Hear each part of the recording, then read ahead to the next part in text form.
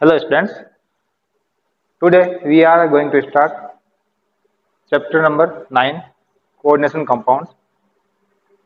In this chapter we will study about introduction about coordination compound and Werner's theory.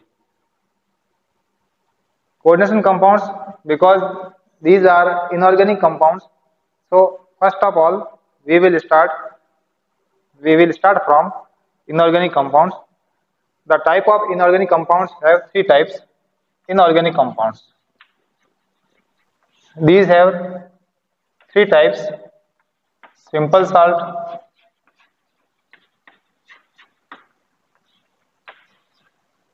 double salt,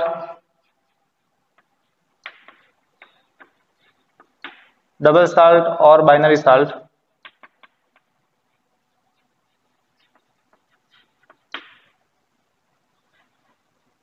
and third is complex compound.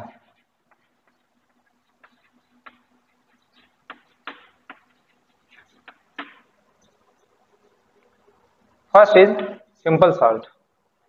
You know about simple salt, the salt which are made up of one type of cation and one type of anions. Generally, when we dissolve salt in water, they ionize in their constituent ions. For example, simple salt, some example of simple salt: KCl, MgCl2, CaSO4, potassium chloride, magnesium chloride, calcium sulphate. तो इनमें से जैसे जब इनको water में dissolve करते हैं,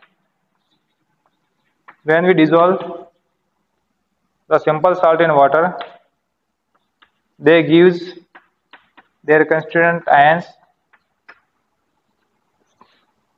magnesium chloride से magnesium and chloride ions release हो रहे हैं, एंड इसी तरह से कॉपर सल्फेट, कैल्शियम सल्फेट है, तो कैल्शियम सल्फेट को जब हम डिजोल्व करेंगे तो ये Ca calcium ion and sulphate ion में आयनाइज हो जाता है। तो इस तरीके से कोई भी कंपाउंड को जब हम वाटर में, सिंपल सॉल्ट को जब वाटर में डिजोल्व करते हैं तो वो अपने कंस्टेंट आयंस में डिसोसिएट हो जाएगा, और वो आयंस जो इंडिविजुअल आयन है, each individual ion gives their individual taste. हर आयन अपना खुद का एक टेस्ट देता है। टेस्टिंग करने के लिए आपने जो प्रैक्टिकल की इनऑर्गेनिक सॉल्ट का एनालिसिस है, तो उसमें आपने को क्या होगा, जब हम एसिडिक रेडिकल और बेसिक रेडिकल को जब हम टेस्ट करते हैं तो ये अपना इंडिविजुअल टेस्ट दे सकते हैं। ठीक है, जो आप प्रैक्टिकल में करके देखते हैं, ये वही टेस्ट है। अब हम आ जाते हैं सेकंड नंबर, डबल साल्ट और binary salt. Double salt which are made up of two type of simple salt. When two different salt which have common anion, common anion वाले दो सॉल्ट को एक फिक्स रेशियो में mix करके और उनको water में डिजोल्व कर लेते हैं, और फिर जब हम वाटर को इवेपोरेट करते हैं तो पीछे जो हमें सॉल्ट मिलता है वो बाइनरी सॉल्ट होगा। तो बाइनरी सॉल्ट के कुछ एग्जांपल्स है, some examples of binary salt: Mohr salt,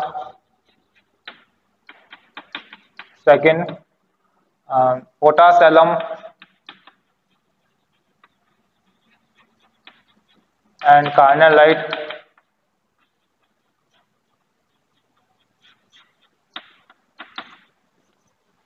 तो ये जैसे मोर साल्ट है, इसको हम फेरस अमोनियम सल्फेट भी कहते हैं, शॉर्ट में इसको FAS कहते हैं। ये भी प्रैक्टिकल में यूज होता है टाइट्रेशन में। मोर साल्ट का formula FeSO4 dot NH4 whole twice SO4, ferrous sulphate and ammonium sulphate, and 6 crystalline water. Potash alum K2SO4 and Al2SO4 whole thrice dot 24 H2O, carnallite KCl and MgCl2 dot 6 H2O। तो ये जो आपके सामने फॉर्मूले लिखे हैं मैंने, डबल सॉल्ट के फॉर्मूले लिखे हैं। डबल सॉल्ट मीन्स आप देख रहे हैं कि इसमें टू सिंपल सॉल्ट मिलकर डबल सॉल्ट को बना रहे हैं।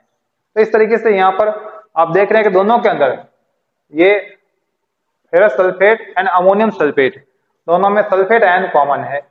As it is potassium sulphate and aluminium sulphate, दोनों में सल्फेट आयन कॉमन है। इसमें देखेंगे तो दोनों में क्लोराइड आयन कॉमन है, मतलब कैटायन तो इनमें डिफरेंट है बट एनायन इनके अंदर है कॉमन।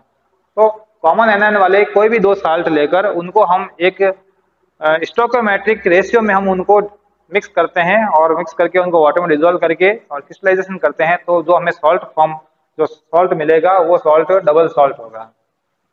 इन डबल सॉल्ट का ये जो एग्जिस्टेंस है ओनली सॉलिड स्टेट में मिलेगा, बट जैसे ही इनको हम वाटर में डिजोल्व करते हैं तो ये बिहेव करते हैं एज ए सिंपल सॉल्ट। जैसे मान लो इसको अगर आप वाटर में डिजोल्व करते हैं तो वाटर में डिजोल्व करने पर ये अपने कंस्टिट्यूएंट आयन जैसे फेरस आयन है, ठीक है, ammonium ion and sulphate ion, तो इन आयनों में ये आयनाइज हो जाता है। जितने आयंस इसके अंदर प्रेजेंट है वो सारे आयंस इसमें रिलीज हो जाएंगे एज इट इज। जैसे ये वाला लेते हैं सेकंड पोटासियम, तो इसमें पोटेशियम आयन, अभी मैं इसको बैलेंस नहीं कर रहा हूँ, खाली टाइप ऑफ आयन दिखा रहा हूँ आपको। Potassium ion, aluminium ion and sulphate ion, सब आयन अपना इंडिविजुअल टेस्ट दे सकते हैं। इसमें भी देखेंगे तो potassium ion, magnesium ion and chloride ion, तो ये सारे आयन अपना इंडिविजुअल टेस्ट दे सकते हैं। यानी कि इसका मतलब ये हुआ कि डबल सॉल्ट जो होते हैं इनका एग्जिस्टेंस कब रहेगा, ओनली सॉलिड स्टेट में रहेगा। सॉलिड में ही ये डबल सॉल्ट की फॉर्म में आपको मिलेंगे, बट जैसे इनको वाटर में डिजोल्व करते हैं तो ये बिहेव करते हैं एज ए सिंपल सॉल्ट और अपना हर ion, each ion gives their individual taste, हर आयन अपना खुद का अपना अपना अलग अलग टेस्ट देगा। ठीक है, कैसे टेस्ट देगा, जैसे कि हम सिंपल सॉल्ट की तरह सिंपल सॉल्ट का टेस्ट करते हैं एज इट इज इसका करते हैं। तो ये हो गया double salt. Now third is complex compound. Complex compound, तो कॉम्प्लेक्स कंपाउंड को भी हम इसी तरह से बना सकते हैं जैसे कि हमने डबल सॉल्ट को बनाया था। तो डबल सॉल्ट को बनाने के जैसे ही हम इसको कॉम्प्लेक्स कंपाउंड को बना सकते हैं। इनमें भी सेम टू टाइप के सिंपल सॉल्ट लेते हैं और उनका एक फिक्स रेशियो लेकर और दोनों को मिक्स करते हैं।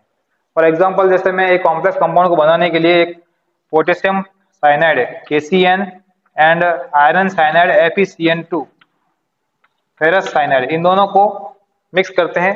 तो इन दोनों को मिक्स करने का एक फिक्स कुछ स्टोइकोमेट्रिक रेशियो रहेगा। स्टोइकोमेट्रिक रेशियो में हमने ये 4:1 रेशियो में लिया है इसको। 4 mole potassium cyanide and 1 mole of iron cyanide लिया और इन दोनों को मिलाकर फ्यूज करते हैं, यानी हीट करते हैं। हीट कब तक करते हैं, जब तक कि दोनों फ्यूज ना हो जावे, और फिर बाद में हम इस सॉल्ट को जब वाटर में डिजोल्व करते हैं तो इनसे, यानी कि हमें चेक करना चाहते हैं कि ये कॉम्प्लेक्स को बना क्या वो इसकी भी प्रॉपर्टी सिंपल सॉल्ट और बाइनरी सॉल्ट की तरह है, तो उसकी चेक करने के लिए हम इसको वाटर में डिजोल्व करेंगे। पहले हमने बनाया कैसे, इन दोनों को 4:1 रेशियो में लेकर और दोनों को मिक्स किया और मिक्स करके फिर हम इसको फ्यूज करते हैं। ठीक है, तो इससे जो नया कंपाउंड बनेगा वो कॉम्प्लेक्स कंपाउंड होगा। जैसे कि ये जो सॉल्ट है, मान लो इसको अपन वाटर में डिजोल्व करते हैं, ठीक है, तो वाटर में डिजोल्व करने पर ये अपने ion, constituent ion, potassium ion and cyanide ion के अंदर आयनाइज हो जाता है और पोटेशियम आयन भी अपना टेस्ट देगा, साइनाइड आयन भी अपना टेस्ट देता है एज इट इज। यदि हम फेरस साइनाइड की बात करते हैं तो फेरस साइनाइड में ही ferrous ion and cyanide ion ये अपना इंडिविजुअल टेस्ट देते हैं। ठीक है, तो मैंने बैलेंस नहीं किया यहाँ पर, ठीक है, टाइप्स ऑफ आयन बताएं, ये भी दिख देता हूँ उसको। तो ये इस तरह से अपने आयनों में आयनाइज हो रहा है और साथ साथ में अगर हम इसका टेस्ट करेंगे तो फेरस अपना टेस्ट देगा, साइनाइड अपना टेस्ट देगा एज इट इज। पोटेशियम अपना टेस्ट देता है और साइनाइड भी अपना टेस्ट देता है, बट इन दोनों को मिलाकर जो नया कंपाउंड का जो फॉर्मेशन हुआ है वो कंपाउंड अभी हमें पता नहीं है वो क्या बना है। ठीक है, जब हम इसको भी हम वाटर में डिजोल्व करते हैं, जब हम इसको वाटर में डिजोल्व करेंगे तो वाटर में डिजोल्व करने पर हमें ओनली टेस्ट मिलता है पोटेशियम आयन का, पोटेशियम ही अपना टेस्ट दे पाएगा, बट अदर जो आयन्स है यानी कि फेरस आयन और साइनाइड आयन, इनसे हमें इसका कोई टेस्ट नहीं मिलता है। इसका मतलब ये हुआ कि ये आयन जो सिंपल आयन थे, ठीक है, ferrous ion and cyanide ion, ये मिलकर एक कॉम्प्लेक्स आयन बना लेते हैं, यानी कि अब इसके सॉल्यूशन के अंदर इनका एग्जिस्टेंस नहीं है, यानी कि यहाँ पर ferrous ion and cyanide ion अब प्रेजेंट नहीं है इसके अंदर, तो वो मिलकर एक कॉम्प्लेक्स आयन बना देते हैं। तो वो कॉम्प्लेक्स आयन क्या है वो हमें पता नहीं है, यानी कि हमें केवल पोटेशियम आयन का टेस्ट आता है, फेरस और साइनाइड आयन का टेस्ट नहीं आता है। तो इनसे मिलकर अब फॉर्मूला क्या बनता वो हम देखते हैं कि ये पोटेशियम 4 है FeC, यानी कि ferrous ion and cyanide ion ये मिलकर कोई एक कॉम्प्लेक्स आयन बना लेते हैं। तो फेरस एंड साइनाइड, पोटेशियम तो अपना टेस्ट दे रहा है but ferrous and cyanide ion अपना टेस्ट नहीं देते हैं, तो ये फेरस और साइनाइड मिलकर कंबाइन होकर और एक न्यू आयन का फॉर्मेशन कर देते हैं। This new ion is known as complex ion, फिर कॉम्प्लेक्स बना रहा है, ये सब मिलकर एक कॉम्प्लेक्स आयन बना रहे हैं। तो 4 पोटेशियम आयन है तो इसके ऊपर 4 नेगेटिव ये चार्ज आ गया, ठीक है। तो इसमें ना तो आयरन का टेस्ट आता है, ठीक है, ना तो फेरस का टेस्ट आता है, ना ही इसमें साइनाइड का टेस्ट आता है, दोनों में से किसी का भी टेस्ट यहाँ पर नहीं आता है, ठीक है। तो इस तरीके से ये मिलकर एक कॉम्प्लेक्स आयन बनाया। अब इसी कॉम्प्लेक्स में जब हम स्ट्रक्चर की बात करते हैं, फेरस एंड साइनाइड ये जो कॉम्प्लेक्स बना है, इनमें क्या होता है कि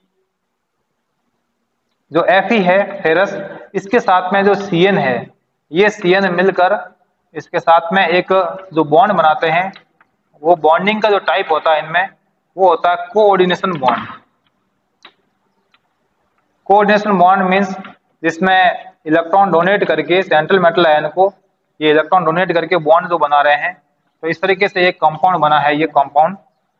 तो ये कॉम्प्लेक्स आयन जो बना, इन कॉम्प्लेक्स आयन में यहाँ पर आप देख रहे हैं कि ये जो बॉन्ड बनता है ये बॉन्ड कोऑर्डिनेशन बॉन्ड होता है सेंट्रल मेटल के साथ में। ये जो साइनाइड आयन जो बॉन्ड बना रहे हैं वो बॉन्ड कैसा है, कोऑर्डिनेशन बॉन्ड है। तो इस कोऑर्डिनेशन बॉन्ड की प्रेजेंस की वजह से इस टाइप के जो कंपाउंड्स होते हैं, इस टाइप के कंपाउंड को हम कोऑर्डिनेशन कंपाउंड्स कहते हैं, ठीक है।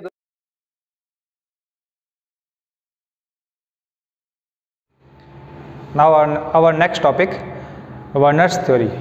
वर्नर नाम का एक साइंटिस्ट था जिसने कोऑर्डिनेशन कंपाउंड की बहुत सी वैरायटी के बारे में स्टडी की थी, और उसने क्या किया, डिफरेंट जो कंपाउंड्स लिए और उन कंपाउंड्स के बारे में उनकी फिजिकल एंड केमिकल प्रॉपर्टीज़ की स्टडी करके और एक थ्योरी प्रपोज की। उस थ्योरी के बेस पे उसने बताया कि जो सेंट्रल मेटल होता है उनकी 2 टाइप्स की वैलेंसी होती है, primary valency and secondary valency. तो ये वैलेंसी किस बेस पे इसने प्रपोज की थी, क्या एक्सपेरिमेंट करके और इसने ये थ्योरी प्रपोज की, वो एक्सपेरिमेंट हम करके देखते हैं। तो एक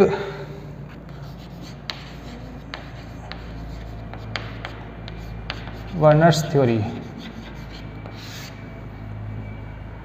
तो इसने जो कंपाउंड लिए थे तो उन कंपाउंड्स में कोबाल्ट के कंपाउंड्स थे COCl3, कोबाल्ट क्लोराइड। अब कोबाल्ट क्लोराइड के बहुत से ऐसे कंपाउंड्स होते हैं जिनकी फिजिकल प्रॉपर्टीज डिफरेंट होती है। फॉर एग्जांपल जैसे कि COCl3.6H2O, ये एक येलो कलर का, इसकी फिजिकल प्रॉपर्टीज येलो होती है, कलर इसका येलो होगा। सेकंड जो कंपाउंड था COCl3.5H2O, ये पर्पल कलर का कंपाउंड था।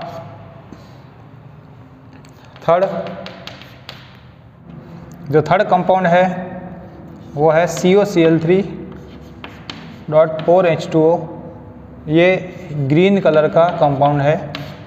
एंड फोर्थ जो कंपाउंड है COCl3.3H2O, ये ब्लू ग्रीन कलर का है। तो इस तरीके से ये कोबाल्ट क्लोराइड के 4 कॉम्प्लेक्सेज है, कोऑर्डिनेशन कंपाउंड है कोबाल्ट क्लोराइड के, जिनकी सबकी फिजिकल प्रॉपर्टीज़ डिफरेंट है। अब हम इनकी केमिकल प्रॉपर्टीज़ चेक करते हैं। केमिकल प्रॉपर्टीज़ में क्या करना है कि इन कंपाउंड्स को हमें इनकी जो एक्सपेरिमेंट किया गया वो कैसे किया था कि जो हमने ये कंपाउंड लिया है हर एक का 1 मोल लेना हमें, ईच कंपाउंड्स है 1 मोल, उनका 1 मोल लेके उसको वाटर में डिज़ोल्व करेंगे और वाटर में डिज़ोल्व कर कर और फिर उस सॉल्यूशन की रिएक्शन करवानी है हमें सिल्वर नाइट्रेट रिएजेंट के साथ में। जब सिल्वर नाइट्रेट रिएजेंट के साथ में रिएक्शन करवाएंगे तो एक प्रेसिपिटेट बनेगा, क्योंकि यहाँ पर जो आयोनाइज होने वाला है क्लोराइड आयन है एंड सिल्वर नाइट्रेट, यहाँ जो आयोनाइज हो रहा है वो क्लोराइड आयन है और हम करा रहे हैं रिएक्शन इसकी सिल्वर नाइट्रेट के साथ में AgNO3 के साथ में। तो AgNO3 में से Ag आयन जो होगा वो क्लोराइड के साथ रिएक्शन करेगा और यहाँ बनेगा AgCl एंड NO3 आयन ये आयोनाइज रहेगा इसके अंदर। तो सिल्वर क्लोराइड जो बना इसका वाइट PPT बनता है, वाइट PPT, वाइट प्रेसिपिटेट बनता है जो सेटल हो जाएगा बॉटम में। तो इस तरीके से बनने वाला जो AgCl है उस AgCl की क्वांटिटी को हम पहले इसको फिल्टर कर देते हैं, फिल्टर करने के बाद इसको ड्राई करते हैं, ड्राई करने के बाद हम इसकी वेट मेज़र करते हैं। वेट मेज़र करने पर हमें पता चलेगा कि ये AgCl कितना मिला है। अगर मान लो इसका AgCl का मास, मॉलिकुलर मास जितना होता है उसके मॉलिकुलर मास के इक्वल अगर AgCl मिल रहा है मीन्स वो 1 मोल है। अगर उसके मॉलिकुलर मास का डबल मास हमें फाउंड होता है मीन्स वो 2 मोल बना है। इसी तरह से अगर मान लो 3 टाइम्स बना है तो वो 3 मोल बना, तो उसका कितना मोल मेज़र हुआ हमें, ठीक है, तो वो हम इसमें चेक करते हैं। तो जब जैसे फर्स्ट वाला कंपाउंड है, हमने इसके हर कंपाउंड का ईच कंपाउंड 1 मोल लिया, हर कंपाउंड का 1 मोल लिया और उसको वाटर में डिज़ोल्व किया, सबके 1 मोल लिए, ठीक है। तो हर एक का 1 मोल लिया और जैसे सबसे पहले फर्स्ट कंपाउंड को देख लेते हैं। फर्स्ट कंपाउंड को 1 मोल को हमने वाटर में डिज़ोल्व किया और इसका जो सॉल्यूशन था एक्वा सॉल्यूशन, उस एक्वा सॉल्यूशन के साथ में रिएक्शन करवाई हमने सिल्वर नाइट्रेट की। तो सिल्वर नाइट्रेट के साथ में रिएक्शन कराने पर AgCl बना। उस AgCl की प्रेसिपिटेट को फिल्टर करके हमने उसको ड्राई करके वेट मेज़र किया। तो वेट मेज़र करने पर पता चला कि इसके 3 मोल AgCl बनता है, ठीक है। तो जो फर्स्ट कंपाउंड था जब हमने इसकी रिएक्शन AgNO3 के साथ में करवाई तो AgCl के 3 मोल बने।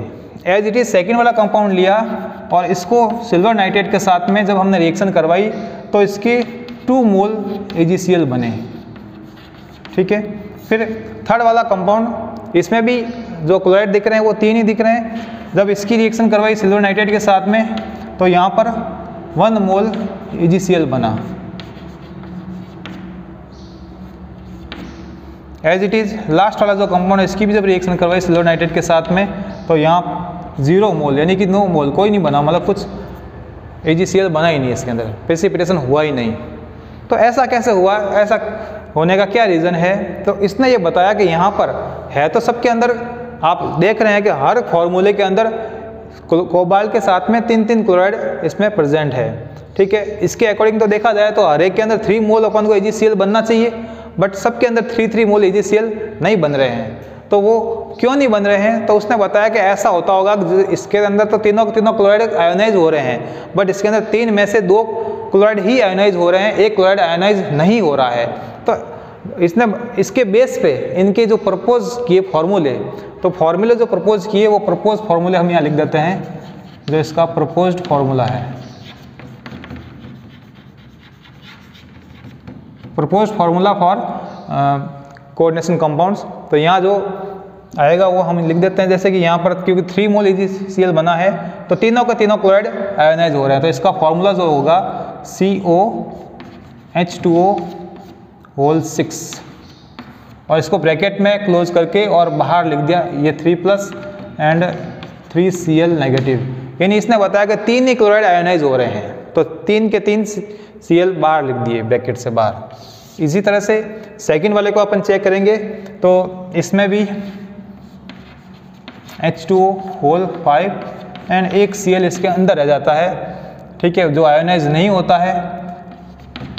तो जो आयोनाइज नहीं हो रहा है उसको अंदर रखा और जो आयोनाइज हुआ उसको बाहर लिखा। तो 2 क्लोराइड ही इसमें आयोनाइज हो रहे हैं, इसलिए 2 मोल AgCl बन रहा है। थर्ड में देखें तो थर्ड का जो फॉर्मूला उसने जो प्रपोज किया COH2O4Cl2 प्लस ओनली 1 क्लोराइड ही यहाँ पर आयोनाइज हो रहा है, तो बाकी वाले 2 क्लोराइड को अंदर रख दिया और 1 क्लोराइड को बाहर रखा। और लास्ट वाले में कोई भी प्रेसिपिटेशन हो ही नहीं रहा है, तो नहीं होने का मतलब ये हुआ कि यहाँ पर तीनों के तीनों Cl जो है वो आयोनाइज नहीं हुए, और इसका फॉर्मूला ये रखा। तो इन फॉर्मूले को देख के आप बता सकते हैं कि यहाँ पर इन सब के अंदर जो है, अंदर की ओर देखेंगे तो सबके अंदर 6, चाहे वो H2O देख लो चाहे Cl देख लो, सबके अंदर 6 है और बाहर चेंज हो रहा है। तो इस बेस पे इसने वैलेंसी प्रपोज की। वर्नर्स ने इनकी कंपाउंड्स की जो कोऑर्डिनेशन कंपाउंड्स है, डिफरेंट कोऑर्डिनेशन कंपाउंड लिए और इनकी फिजिकल एंड केमिकल प्रॉपर्टीज़ के बेस पे, फिजिकल प्रॉपर्टीज जो आपको नज़र आ रही है इसमें इनके कलर एंड केमिकल प्रॉपर्टीज जो हमने यहाँ पर केमिकल रिएक्शन करवाई और उनसे जो बनने वाले मोल्स है उसके अकॉर्डिंग इसने फार्मूला प्रपोज किया। और वो फार्मूला बताकर इसने ये बताया कि यहाँ पर जो सेंट्रल मेटल आयन होता है उस सेंट्रल मेटल आयन की 2 टाइप की वैलेंसीज होती है। वो 2 टाइप की वैलेंसी कौन कौन सी है, तो उनमें से बताया कि फर्स्ट जो वैलेंसी है वो है प्राइमरी वैलेंसी,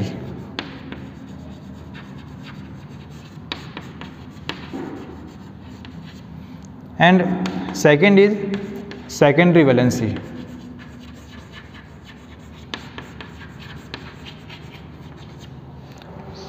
तो इस तरीके से यहाँ पर 2 टाइप की वैलेंसी, जो सेंट्रल मेटल है कोबाल्ट, यहाँ पर जो कोबाल्ट है उस कोबाल्ट की ये 2 टाइप की वैलेंसी इसने प्रपोज की। First is primary valency and second is secondary valency. What is primary valency? Primary valency is ionisable.